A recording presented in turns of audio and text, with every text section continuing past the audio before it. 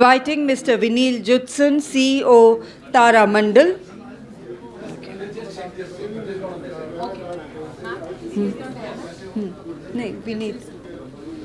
Inviting Mr. Arjun Sinha, partner, AP Partners. Mr. Arjun Sinha and Mr. Raghavendra V, General Manager, Business Development, Avantel Limited.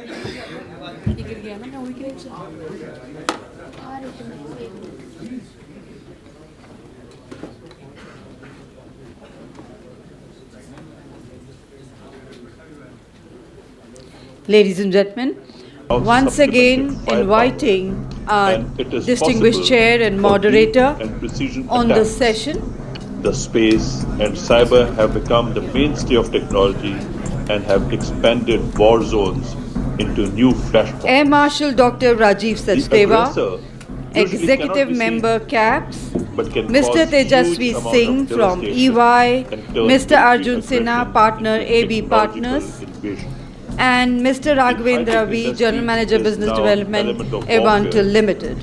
So let's put our hands together, ladies and gentlemen, to welcome our dignitaries on the dais. Complex forms of violence to achieve politico-military Can we stop the video, please? Space has emerged as the final frontier, making space, networks, speed a reality. Space literally...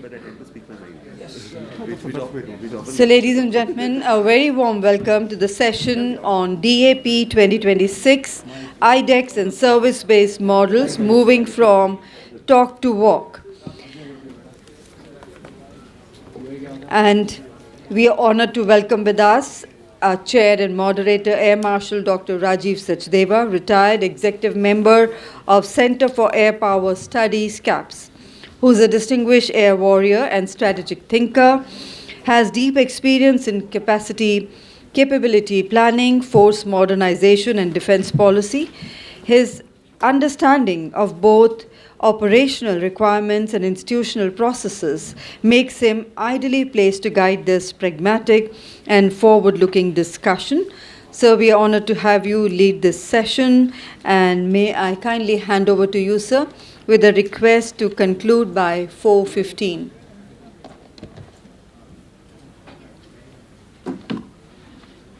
Thank you.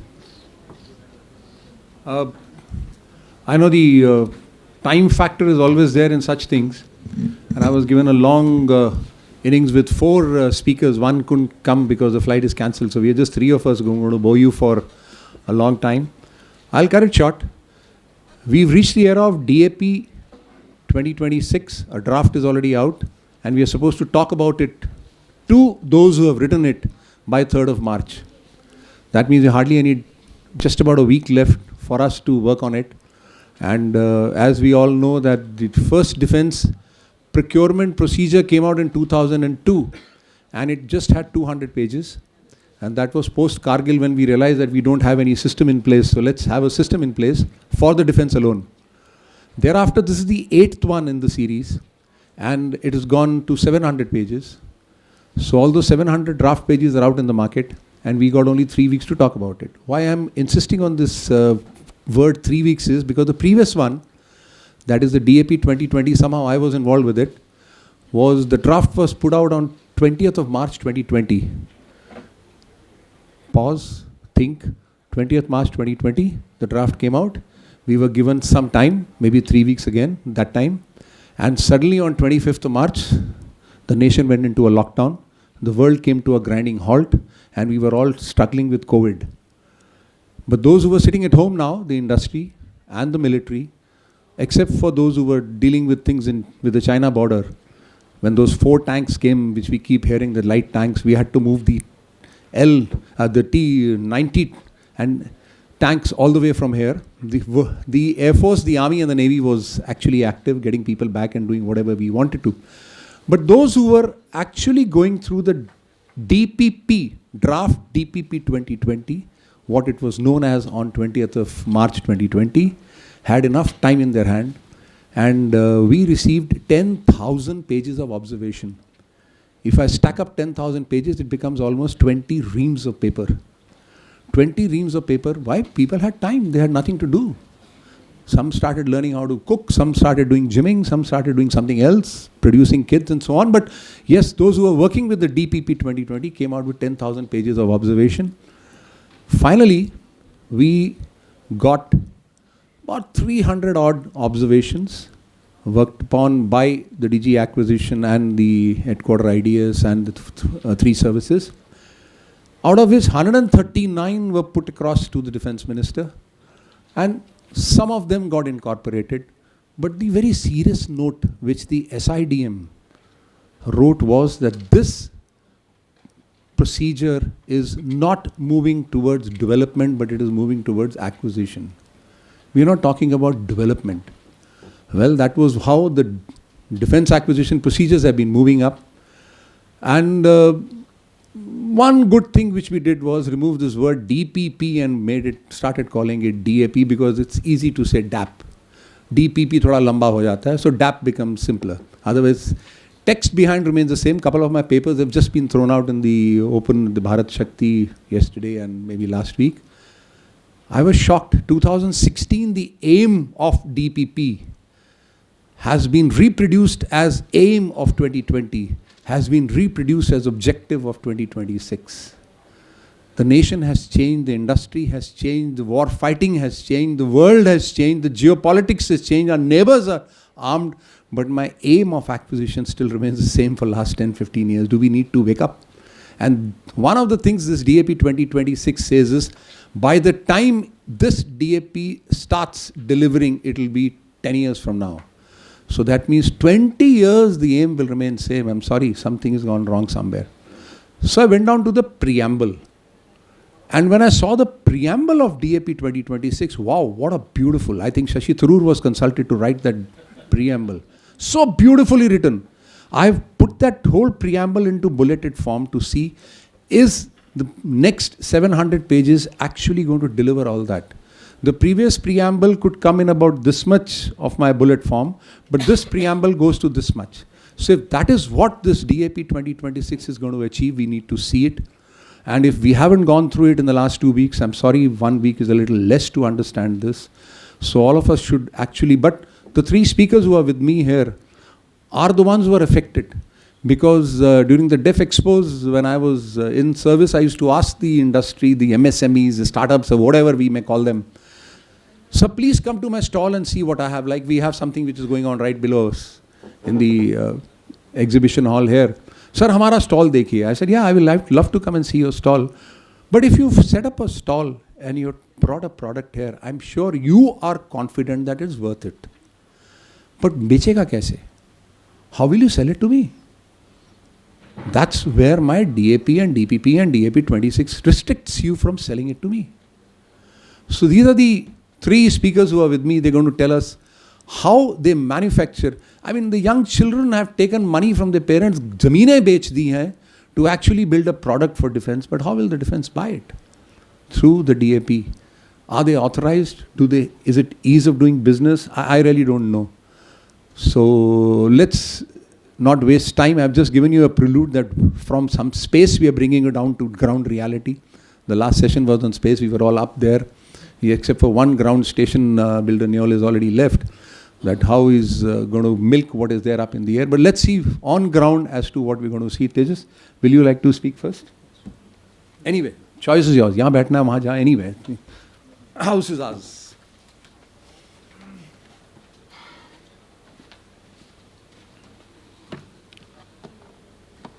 Take your time. One less now. Whatever time you want. Good afternoon, everyone. Thank you, sir, for the opportunity here to speak in front of all the eminent members. So, I'm going to focus mainly on three critical areas in my talk. The first one is the budget concerns. Because budgetary allocation is one of the major parts that we see affecting the procurements. And not just the procurements, both the end user as well as the supplier. Then I'll proceed forward to focus on the R&D opportunities and initiatives that we are undertaking, which includes iDEX, TDF, and MAKE projects. And then I'll proceed further to talk about and touch upon some of the DAP amendments that we have seen recently in DAP 2025 as well. And they have come in DAP 2026. So I'm going to talk all these things with a startup perspective and their point of view. Now, when we see our DIO, which is Defense Innovation Organization, which we have established conceptually modeled around US's DIU, which is Defense Innovation Unit. If we talk about the budget allocation, we see that things are certainly not similar in the level of funding.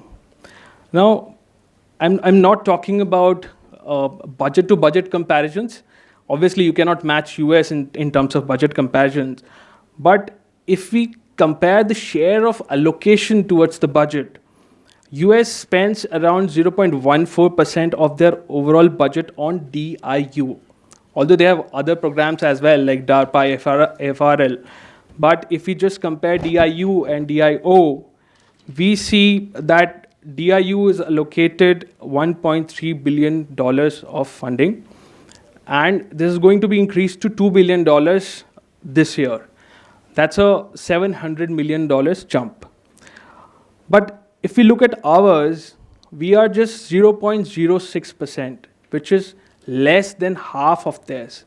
0.06% of our defense budget. Obviously, there's going to be several factors affecting this. And now that we have increased our capital allocation significantly, we must also focus towards how much we are allocating to DIOs. Secretariat General Services, which is the budget head under which iDEX, Aditi, and all these programs come, they have seen a meager increase of 1.8% compared to last year. So we are comparing B to B, budget estimates to budget estimates, and which is just around 1.8%. If we see the spending and allocation towards Department of Space, now Department of Space has been allocated 13,700 odd crores for FY26 and 27, which is generally within the ballpark of what we have been seeing in the past few budgets. But the story becomes interesting when you look at the revised and actual budget estimates. The fact is that Department of Defense has failed to utilize the budget allocated to them, and if we sum up the amount left by them from year 2020 onwards, we get a figure of lump sum 12,000 crores, which is again equal to one whole year of DOS budget. See, I know we are taking a lot of steps in right direction in the past few years, and we have started seeing results for all those initiatives. But these are some stock figures that I'm talking about, which are needed to be worked upon. Not just this, we have also seen some good initiative as well in terms of R&D initiatives from DRDO side. We are continuously utilizing the R&D allocations under capital outlay, and we have utilized it fully for the last year and even gone ahead 400 crores over the budget estimates, so standing around more than 400 crores now.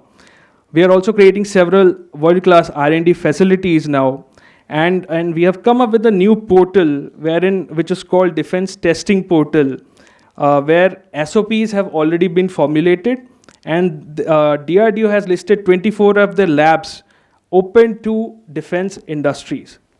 About 25% of the defense R&D budget has already been opened to industry, startups, and academia. DRDO has already built a network of around 2,000 industries to manufacture equipments with technology transferred to all the industry partners.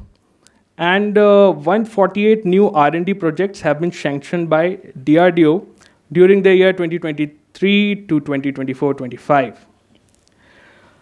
If we move a little bit ahead and talk about iDEX, Make 1, Make 2 programs, we also have some good data points here. So in disk challenges, the space-related challenges stands at around 15% of the overall challenges. So that's their share. But if you talk about Make 1 statistics, 17 challenges are from space out of the 38 programs, which is almost half of it. A good number. But if you talk about Make 2 projects, the number altogether changes.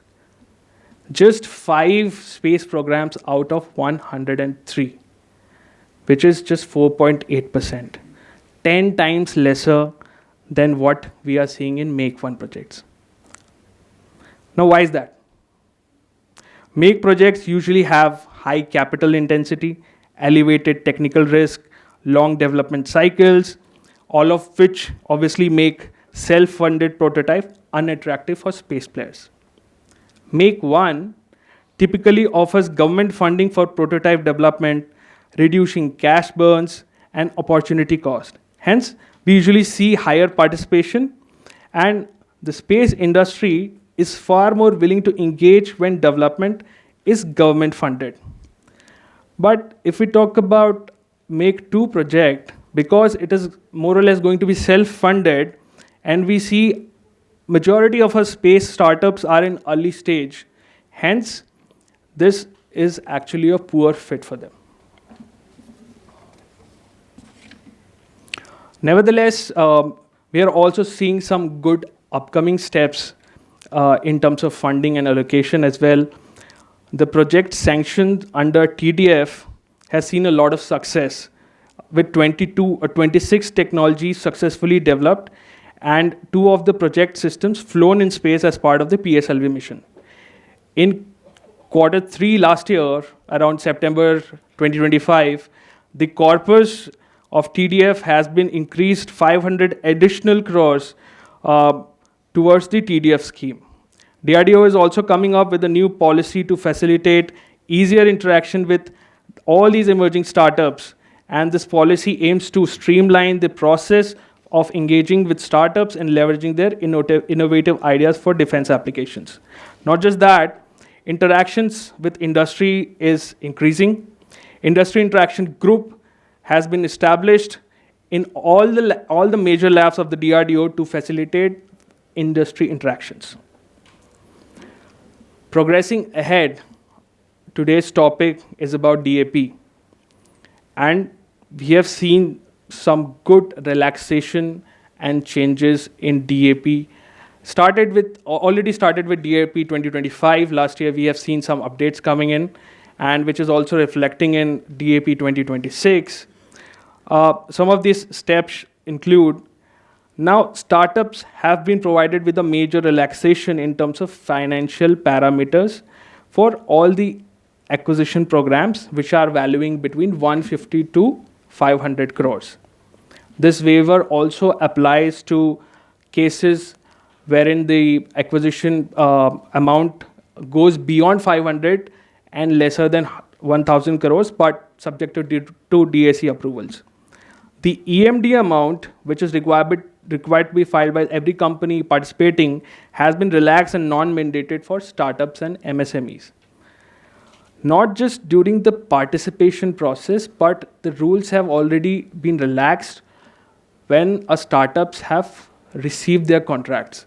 So altogether, the hand-holding is not happening at the initiation phase, but also at the stages where startups have got the contracts and they are in a manner of executing those. So this includes for any startups or MSMEs on the iDEX or TDF project, upfront 15% of the base contract value would be released as an advance payment so that they can start preparing and initiating their work for the contract. 100% of the advance amount will be provided to them for the procurement of raw material, essential input resources under iDEX and TDF. Similarly, performance cum warranty security, which is mandated for everybody who has gotten the contract, has been reduced to 3% for startups, which is around 5% for other industries. Even the release of payments is expedited now and kept at a receipt stage, wherein once you are good to go with pre-dispatch inspections and joint receipt inspection, you are released with the payments. That's much, much faster compared to traditional times that we have been seeing. Similarly, we have seen a lot of changes happening, and all this small and major relaxation that we have seen been provided to startups and MSMEs is going to help all these participating companies in a long way. And concluding my talk here, just few suggestions from my side, because we are talking about walk to talk. We need a better utilization of Defense Department of Space's budget. Maybe we can reroute it, or maybe we can utilize the unutilized budget towards the defense space ecosystem. Although the Aditi and iDEX and DIO's funding has seen a major increase in recent years, but we are yet to match major economies. Now that we are among top 5 defense spenders, we also need to see how much China, US, and other countries are spending in terms of innovation.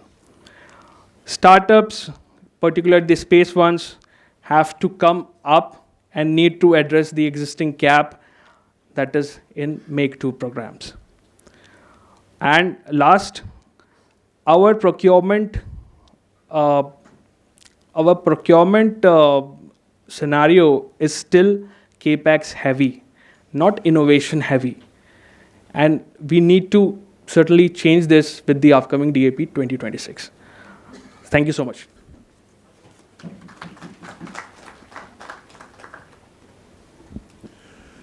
Very encouraging. Like I said, the preamble is huge as far as this DAP is concerned. We need to see whether the preamble is actually unfolding, and Tejaswi has really covered it well. Just remember a few things in this, that we say 75% will be Indian money will be spent towards India, and 25% will be outright purchases outside. In this 75%, also you're allowed about 50% to go global. That means your contents IC can be about 40, 50, 60, whatever the ratio is. Let's take a ballpark figure, 50. So that means practically the dollar outflow is about 62.5%. We are still that low as far as the indigenous is concerned. We talk about a main product, let's say a tank. Okay, it's got to be 60% make in India. But the sub-assemblies are also 60% each. So you go down to anything which is, it's a huge dollar flow outside. So I have a suggestion toward the DAP. Why are we talking about indigenization content, or what is the IPR owned, this, that? Let's go into the dollar outflow. If this particular product which the defense forces want and it has come out, so much is a dollar outflow. That means we are still not so much IC content Indian. Forget about how to calculate the IC. It's very difficult. I've been in that game. It's just not possible for the services to find out what is an IC, and the onus is on them to find out whether the indigenization content is so and so. It's going on certification more than practically seeing what is inside. A lot of R&D money goes to DRDO. I think 17,000 crores or something which has been kept aside for the next financial year for them. Are we keeping that kind of money out for the private industry by the government? Okay, one part, leaving it for you to mull over. The second is the industry also spending a total of 17,000 crores worth on the R&D? DRDO is. How the money is coming to them is different. Here you are ready to come up with your product, with your own money.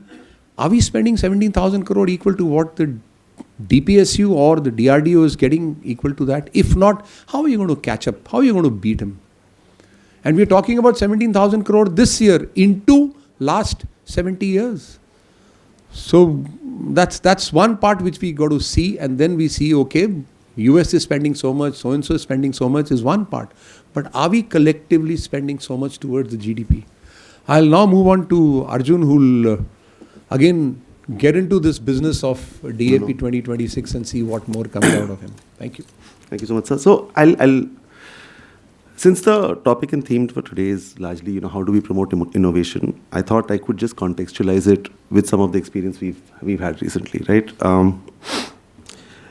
And for context, like we're a law firm, most of our work is either with US or Japanese businesses looking at India, including a defense, and a lot of the other part is Indian entrepreneurs looking to build something from the world. So we see the other part of this business as well.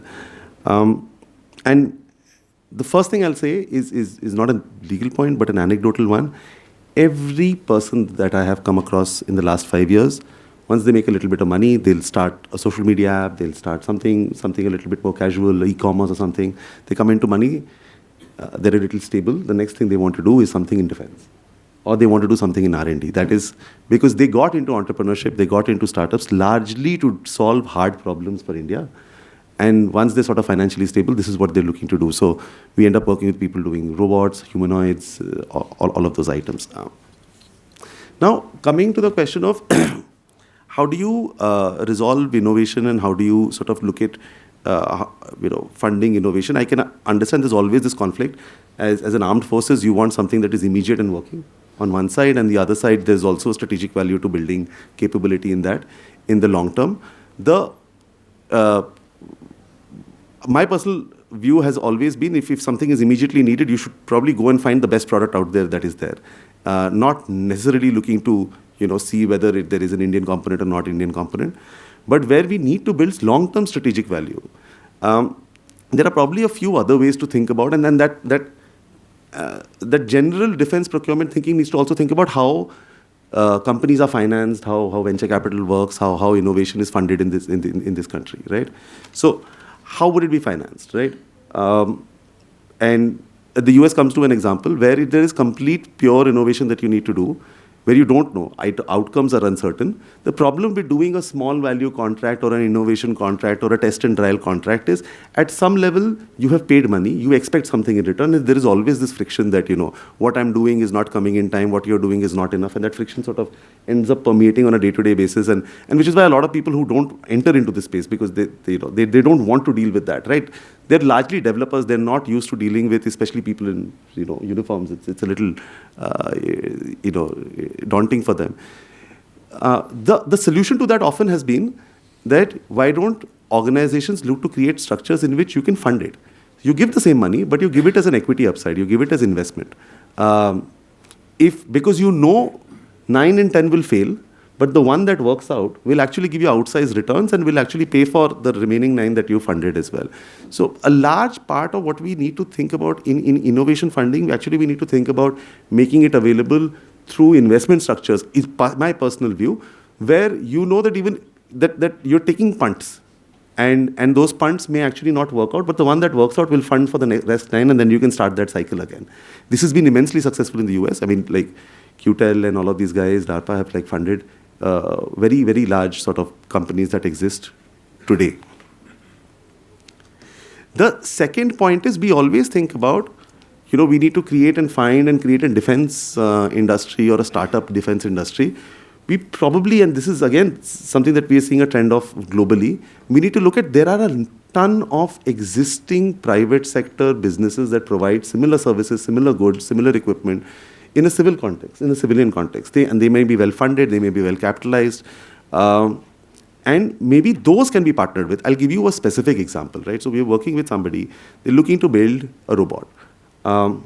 As you know, with any of these contraptions, a large part of the value of this comes through actuators. And most actuators in the country today are imported from China, right? Now, the guy has but the thing is, he's found a partner. That partner makes fans and other sort of material. They have a prototype ready. They have an actuator that works at probably 80-90%, but it works, right? The only problem is the private sector guy, who's very used to building normal machinery for day-to-day operations, is unwilling to invest in defense and building this kind of capacity for a very specialized, very high powerful defense capacity, because he doesn't know whether the investment required will ever be returned. right? He will have to set up plants, machinery, maybe a separate line, hire specific people, hire quality testing.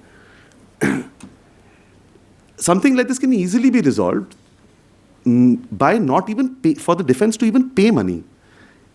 If merely the somebody from a department or acquisition procedure says that, here's a phase-wise contract. Based on this phase-wise contract, if you give me level 1 and you will give me some amount of robots, and then you'll give me level 2, you'll give me some more amount of robots, which is a certain contract, that if you give me 10, then and they work, I will buy 10 more from you, and they buy.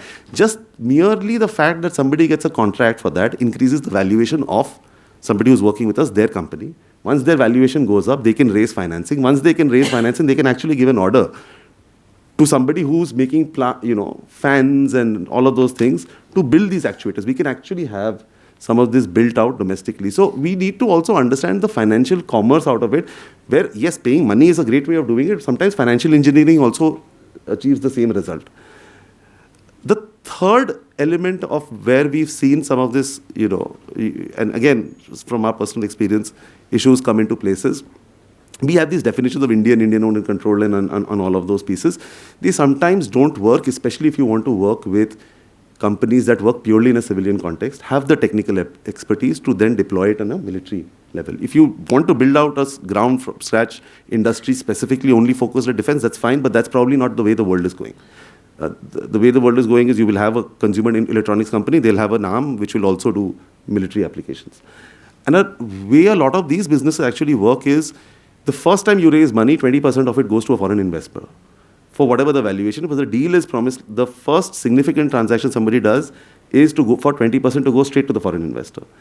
And if you do 3 rounds of funding, you will automatically, Indians will be minority 50%. That doesn't mean that the foreign investor is sitting and has control and runs the business. He's a financial investor. He is there for oversight and making his money back. But you will not find a guy who is serious, who can raise serious money, who can raise serious infrastructure, do serious things, with actually sitting with 51% or all of those and in control. I mean, look at Zomato when it listed, like completely different example, but look at Zomato when it listed.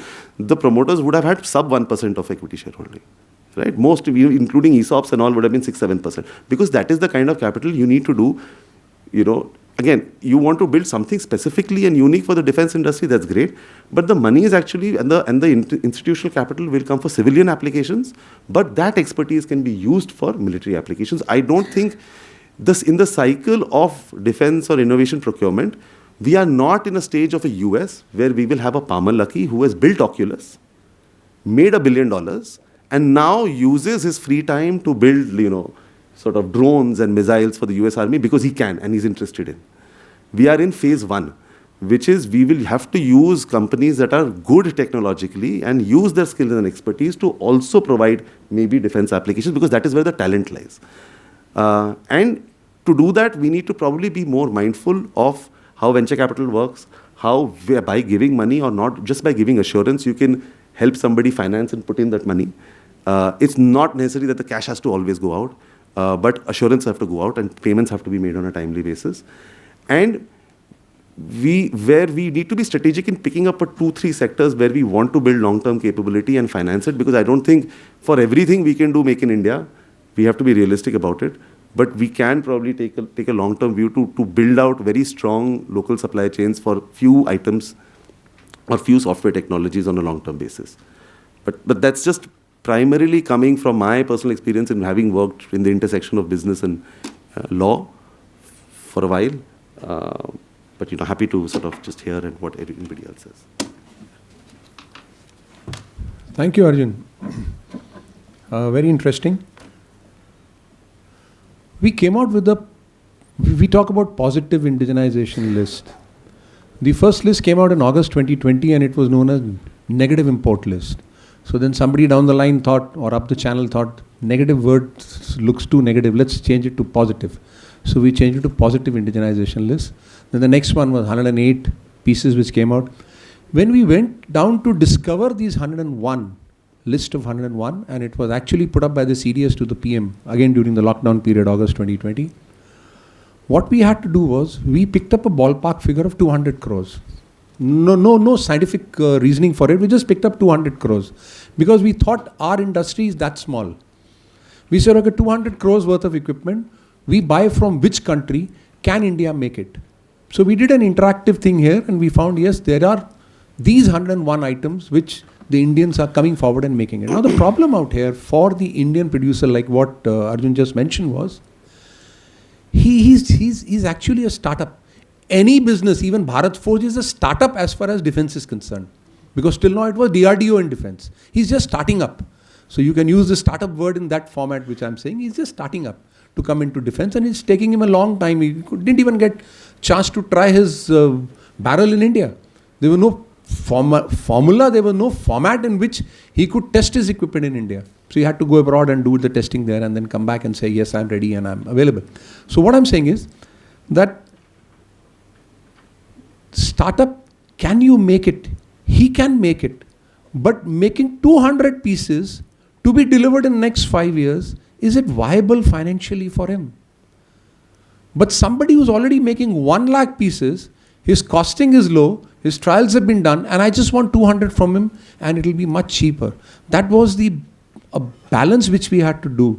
That an investor wanting to invest in India just for 200 pieces, and we are really not very sure will he get his future contracts. And now, yes, a hand holding for 5 years in this DAP has come about.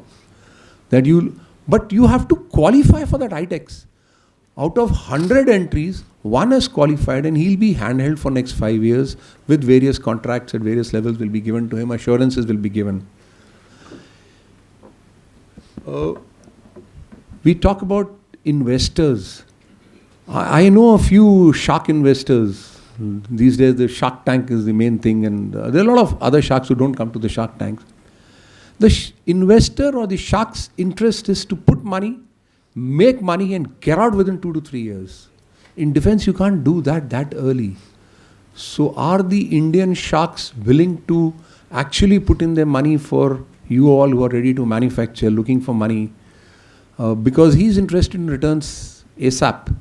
And here your product might not be indexed by the time his patience runs out. So that's why maybe the foreign investors are more interested in investing and less here. Let's move on to Raghavendra to see his views about the whole game. And then after he finishes, we'll open it up to you all. Yep. And let's see if we can take you on. Thank you very much. And the heavier part of the load has already been covered, the statistics and the pain points and all those things. I'll not just touch into that because it's really something which I don't want to do that.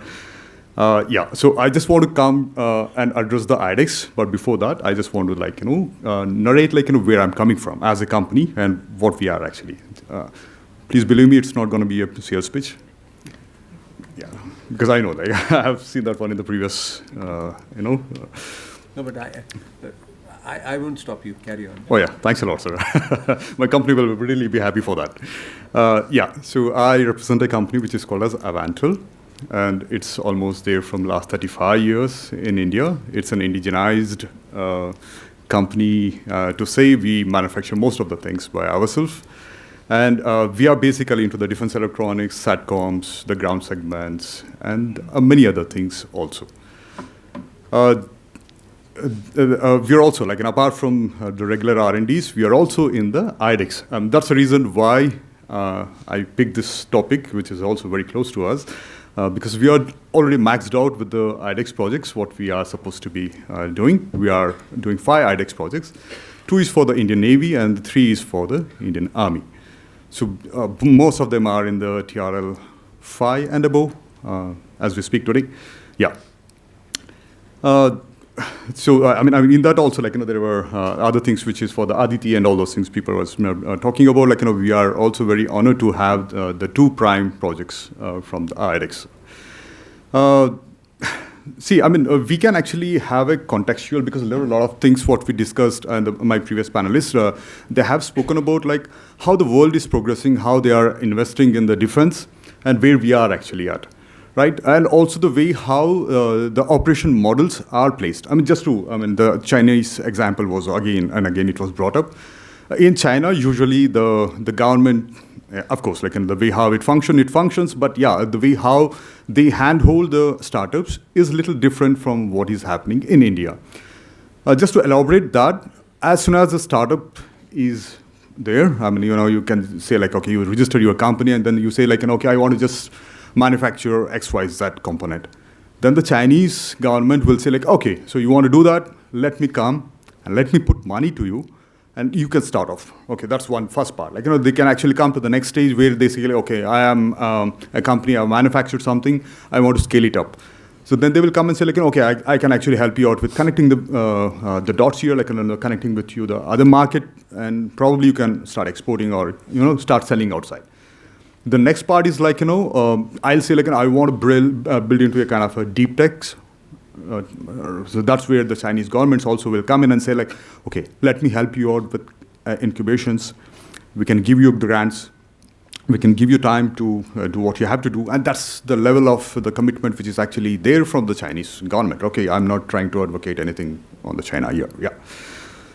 So, and this again we have seen in the US. US example is also one more thing which we have seen recently. There are many examples which I'll just come to that one also in the later stages. And hence, actually, when we see all these world players, how they are doing better, we have learned from that, and hence the seed of iDEX has been brought up, right? So that's actually been sown, and many people, we are like us as a company, we're reaping that as well. Because what I see, the entire, the idea behind the iDEX projects was like the private players are doing something, or our adversaries are actually doing something. We as a defense companies, we are not able to catch up with that. When that cat and mouse race is won by the adversaries, then that came a point where we had to think of having the priority set, where we have to be in the race first, right? That's where the thing is. That's the whole objective of the entire iDEX project is, as my personal understanding is. And the second part, what I see as an iDEX, which is now what we have seen as the policies or the way how it's actually been done, is because when you see the private organizations, we have a lot of flexibilities. We are very agile, we are flexible. We can have the decisions done in a flash because we don't need to wait for the number of files to be passed from table to the table. Yeah, so that's where the flexibilities. But yeah, this all is something which is seen now, right?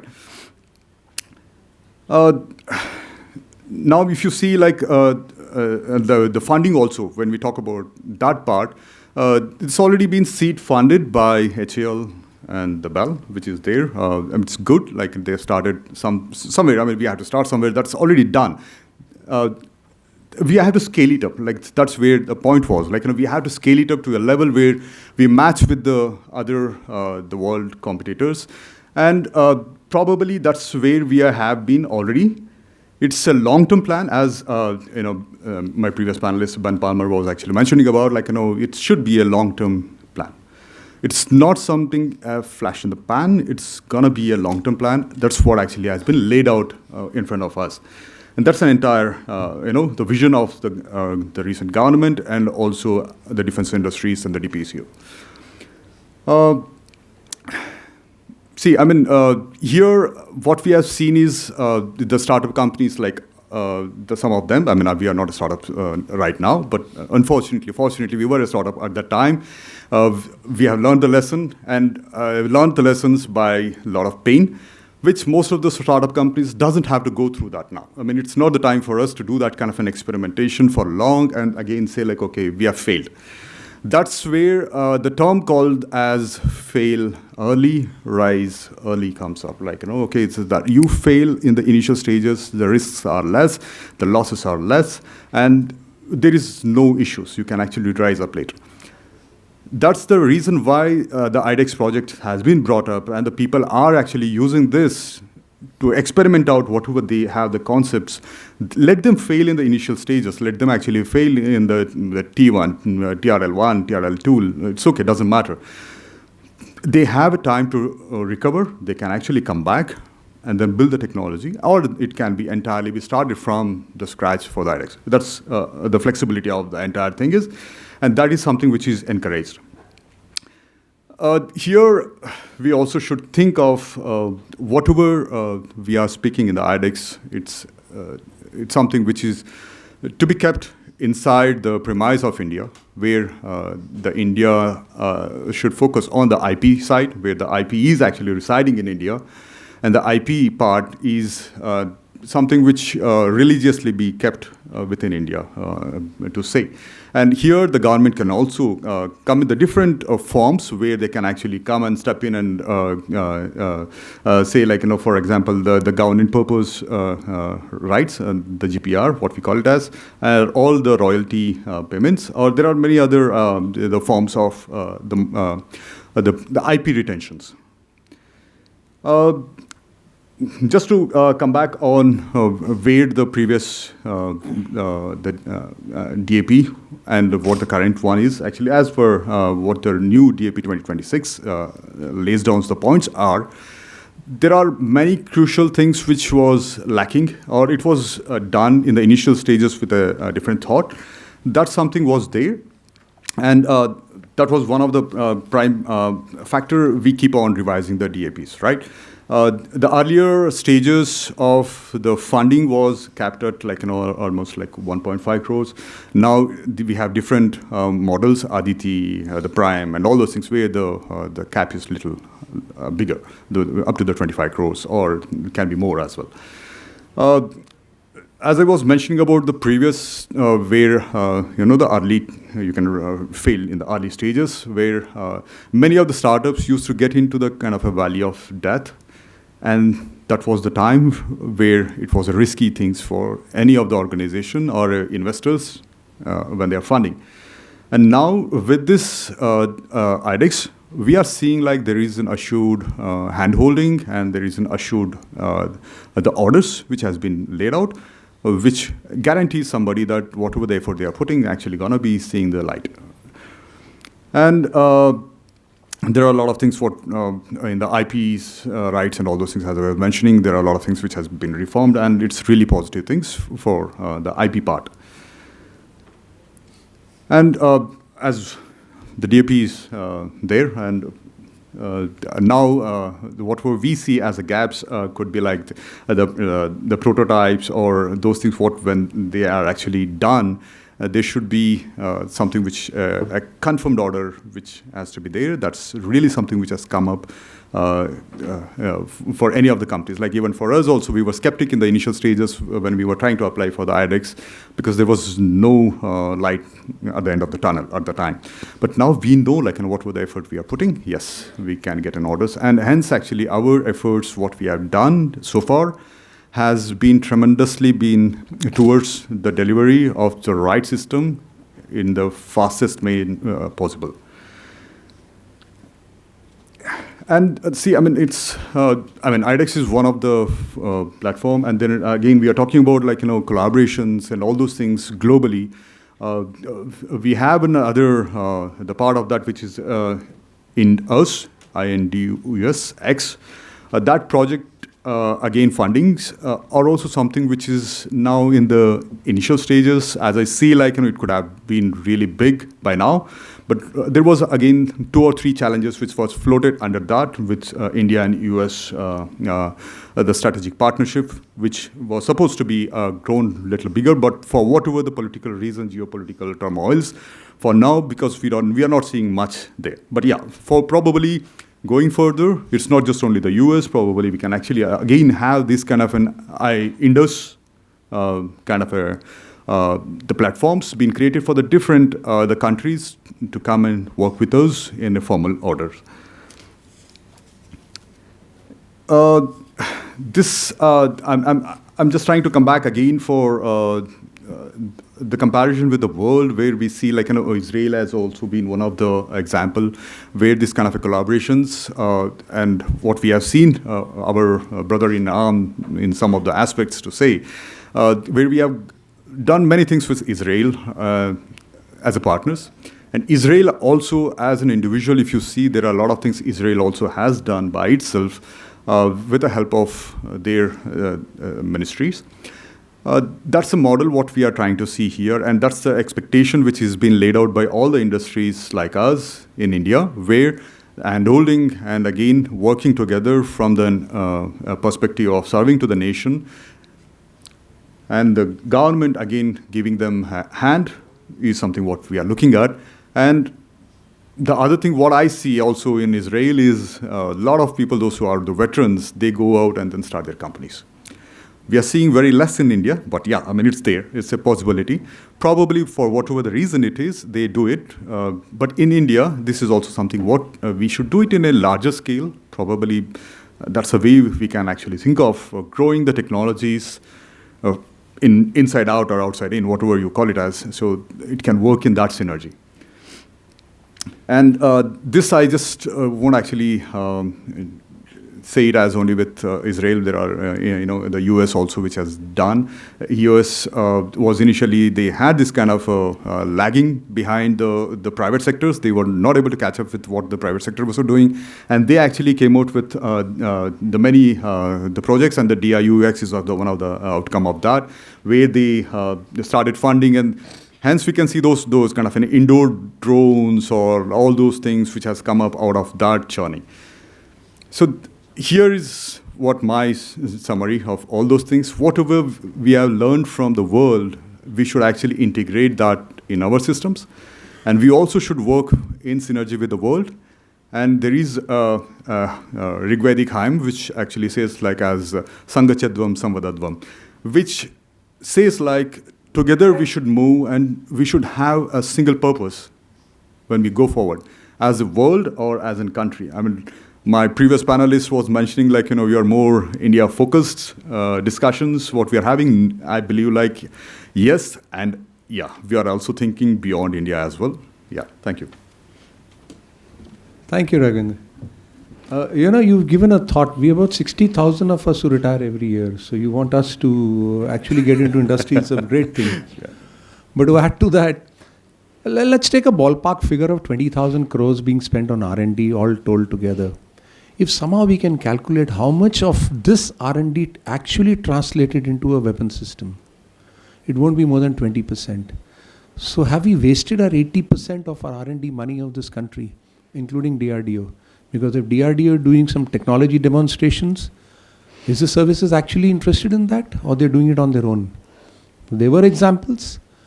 Why I want to tell you this is, there were examples where long back I was plugged in by the previous NSA, because DRDO was developing a BMD system, the ballistic missile defense system. Way back in 2002, they were told by Abdul Kalam, start building this thing, because we're talking about, in the previous session, we were talking about Iron Dome and Golden Dome and so on. So how about doing something for India? What about a ballistic missile? So they started building it. By 2008, they realized, fine, if we build a missile system which will actually destroy another missile, who will hold the trigger? The trigger is with the uniformed guys. We never spoke to them. So that's when the Army, Navy, Air Force was brought in. He said, friends, please come in, because finally the trigger is going to be with you. And we've already spent so much of money in the last 6 years. We're building a system. What do you want? That's when our military mind, the intelligent people, went on to the drawing boards, went on to the internet. New internet had just come up that time. And they found, okay, this is what we want. They said, hold it. We are making something here. He said, no, we want something here. So that's when we were plugged in to see if these two could merge. Yes, they could merge, but then we would have got a BMD system in 2050. Till then, you and me were a little unsafe from all the missiles which were coming in. So what do? So we said, okay, these are the things which the Army, Navy, Air Force is asking for. These many can be done now in this particular product, which is already commenced. It's already 10, 15 years journey. Let's not tinker more with it. Let's get that out. And ladies and gentlemen, by 2018, that product was out. It is there, deployed.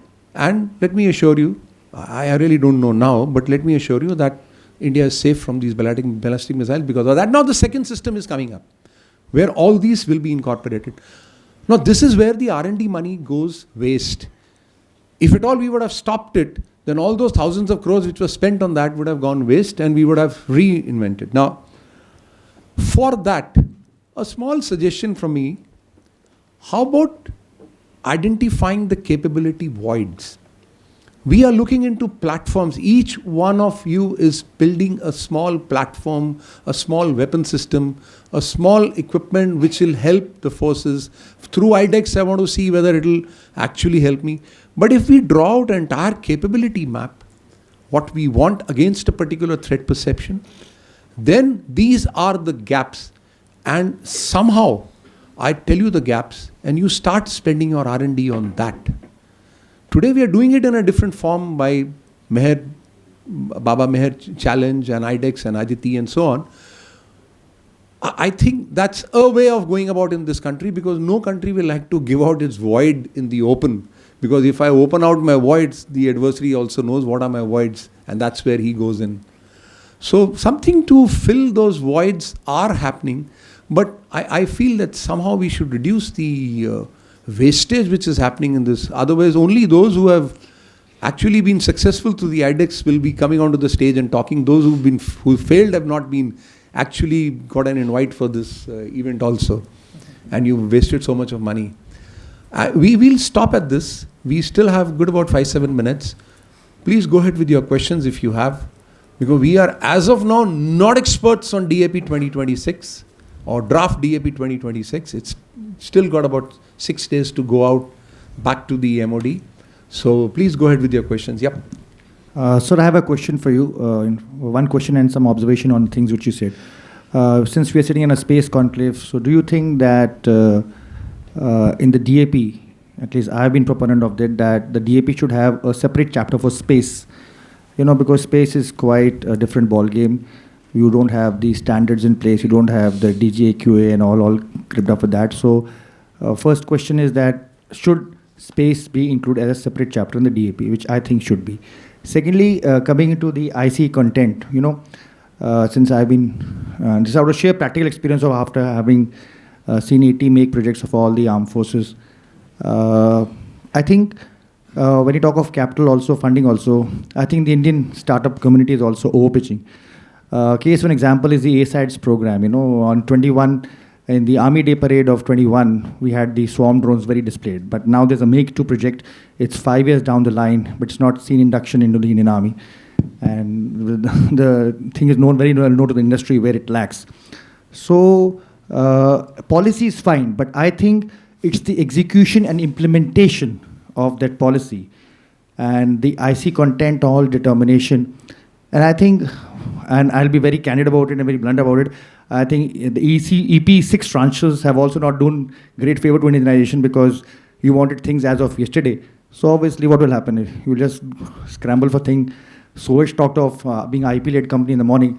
So EP mein kya hoga? You have to do as of yesterday, so scramble and somehow give a product. Your views. Rajeev, can I speak? Yes, sir, please, sir. It is always good to speak through the chair. While my question is to Manik, but it's not a good thing to address him directly because this that's very interesting. So the panel is here, yeah, and both of you are questioning each other. So, so it's interesting. So no, I'm addressing to the chair. No. Please. I'm sure that those who were in the MOD, which I, indirectly looking at Manik himself, we have been talking about chapter in the DAP 26 earlier. It's been going on for the last 2 years. But I think there must have been some debate that it was not included. It'll be interesting to know what the debate was and why it was not included. Or would it ever be included? So, question for you. So first of all, we were not included in that discussion to include the chapter. So we won't know exactly what happened in the debate. But what I think is, we already have a space segment separate in this country. There's a separate funding for them. There's a separate... So what they are looking for from the defense is, you give your requirement. Now you have a defense space agency. Let me tell you, the defense space agencies, as per the CCS node, has got a mandate to even launch their own satellites and even launch their own rockets. So that's the kind of mandate the government is given to them. How much they want to progress, at what rate will they progress? Will it happen 20 years from now, 30 years from now, whatever? That mandate is already given by the government, full stop. Now, asking the space segment or the space section of this country to do it for them, I think that's how they might have kept it out of the DAP, sir. This talk did happen in 2020, but that's when the Defence Space Agency had just come up. So obviously you were there, I was there. So there were no way that we could have even pushed it in. Why it wouldn't have happened is because I don't think the space segment will let it happen, sir. Maybe. Yeah. I think the probability is that I think space is yet a developmental activity and not yet a procurement activity or acquisition activity. So there is no product which is ready or similar type of products that you can say, I want 25 apples, of the spec. So I think maybe still we are in the developmental stage.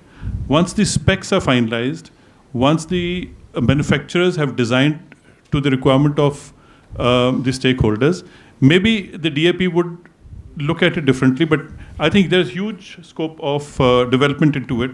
So I think if not DAP, then there must be some other way to have the stakeholders as core developmental partners to the manufacturer or the designer. So where is the harm? I'm just giving a suggestion. Where is the harm? Remove the entire shipbuilding out of the DAP. You'll knock it off by 300 pages. Remove the entire space out of that. Have different way of going about it because each is different. Remove everything which is less than 2,000 crores. That is the RM spars. Handle it differently. Anything which has to go to CCS, handle it differently. Why club put everything in one book and complicate it? Because when you put everything in one book, I've been sitting with this book, the DAP 2020, from buying a pen under CapEx to an aeroplane under CapEx is the same policy, same procedure, same route we have to follow. If I put leave 300 crores, Vice Chief, just go ahead to the market, put your money in your bag and go and buy whatever you want to buy. No, you come back to DAP, put an AON, put this thing, I will release the RFP. What is all this happening, sir? The time has come that, come on, this nation is rich now, sir. Okay, we are scared of somebody going corrupt. Forget it, sir. There are ways to find out who's corrupt, who's not.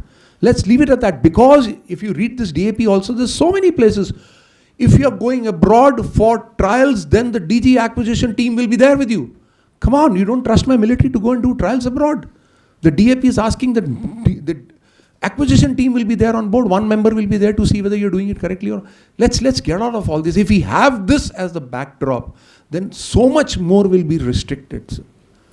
I'll just add one point, sir. I think on how a lot of these policies are written, we try to curb certain kinds of behavior by adding process. The problem of adding that process, the guy who wants to do the right thing then gets handheld and by it. And I think we should move generally across the board, but especially in defense acquisition, to a framework in which you are, when you find a wrongdoer, then you make an example of that person. But till that time, give people the flexibility and ability to actually go out and do their job. So one question is, I'm Captain Abhijit. I used to be in the Navy before, and now I'm a startup founder called Inbound Aerospace. Yeah, so he's one of yours. You're looking for those 60,000 to come up. Good. No, I was trying to eye that chair in the next edition of DevSet. So because I've been trying for last 11 months in iDEX, but there's no response from that. So I'm wondering whether that whole program is in the hibernation or it is still active. So if anyone, if not only the panel, but anyone here who's from that particular organization can talk about, we've been talking about iDEX, but 11 months just to get a mail reply that whether I'm being selected or not, I don't know what's happening. And this is the actual state. So don't you have a naval route to go to? Like the Air Force takes the Meher Baba route? I'm just, 150 challenges in Meher Baba are actually fructifying. Right at the Air Force level out of iDEX. So it's not about Navy. I'm working on a spacecraft. I'm not in the Navy now. On the space. If anyone can answer my question. Anyone? I don't think any one of us is from iDEX here. Sir, the problem with the paperwork in this country is that if tomorrow a startup like yours has to fill up a form for iDEX, it has to do the same kind of paperwork that you are doing for iDEX, and suppose a company like Bharat Forge or L&T Defense will have to do the same paperwork. So we are very process driven and we are very compliance driven. We are not easing compliance. But sir, I'd just like to add something. I didn't want to say that, but anyway, I'll spill the beans. You're yet to jump onto this thing. Spill the beans. So, when these 75 dev space challenges were conceived, what was the aim? 75 years of independence, so 75 space challenge होने चाहिए. So all these 75 को किया इन्होंने, they put 1 into 4 split. Somebody's making the bus, somebody's making the payload, somebody's making that. And it took us at least 2 years to get the thing because some was going through the make one route, make two, iDEX, and Aditi came. So 2 साल तो इसी में लग गए कि भी कौन सा route लेना है because, and yesterday also I had made this point when Dr. Sudhir was there. The only thing is like, I told the Vice Chief of Air Staff also in MPDSA conclave, that is the DAD, I was looking out 25 desk space channels in the Indian Air Force. Is the DAD equipped to handle those space challenges? Because how do you make the PSQRs? How do you make the QRs? Unless ISRO gets involved. Scientists are with the ISRO. So the point is, it's an ecosystem issue. And what Tejaswi said, the space budget not being utilized, this is the reason. Because at the planning stage, we split up into 75 this thing. And suffice to say, Pixel is here. I, in fact, still hold a document. When we gave the feasibility study report to the space industry, I tell you, in my 4 years, Pixel was the only company which actually could answer each and every question and to everything to our satisfaction what we wanted. So it's the capability of the industry. So what he is facing is probably that only, way to decide which to decide. And this has been happening the last 4 years. So, sir, I'll just try to add something. As the captain was asking, he's not getting a response, right? So it's understandable. Like there can be the process issue, or it can be some kind of the glitch in the system. Maybe let's assume whatever it is. But there is a provision for any of the applicant to pick a PI, the partner incubator. I hope actually. You can go to Social Alpha or some one of these guys. Yeah, there are the incubators which has been listed out by iDEX. That actually gives a platform for any of the newcomers who are not aware of the entire process, who doesn't know how to do the documentation, as the other gentleman was mentioning about. Whatever the documentation complexity is there, probably you have crossed that hurdle.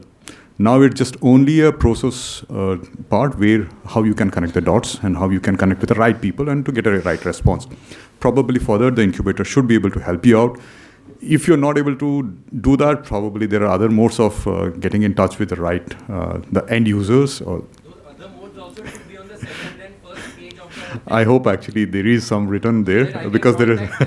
So, but always whatever is written in between that, there are many things untold. I think we need to wake up. We need to wake up, which General and Rajat sir are saying, we need to wake up as a nation and get things sorted out. Make it 70 pages and make it faster. You'll want a product in 11 months. You've not signed my application in 11 months. I'm ready to deliver it in 4 months. But let me at least jump onto that seat. That's the question. Yeah. See, in the end, I'll just like to say that a soldier who's on the border knows, he knows that his equipment, his weapon system, his protective gear has all come from an L1. He knows that he's wearing the cheapest equipment of safety equipment, protective gear, and he's using the cheapest weapon system. Even this DAP 158 pages, which is the initial absolutely operative pages, is using this word L1 many a times. Many a times. And these are the boys who are ready to give us a T1, and we're yet not able to get into it. So thank you very much for a patient hearing from all of us. We are all concerned in this hall about what is happening across. Thank you. Thank you very much indeed, sir. I would request our distinguished chair and moderator, Air Marshal Dr. Rajeev Sachdeva, sir, to kindly do the honors of felicitating our eminent panelist. We begin by honoring Mr. Tejaswi Singh from ENY.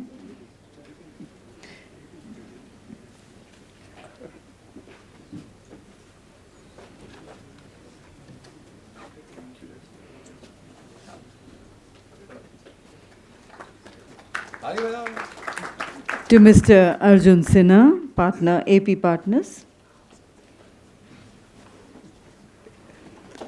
And to Mr. Raghavendra. And may I invite Mr. Govindarajan to kindly come up to do the honors of felicitating our chairperson.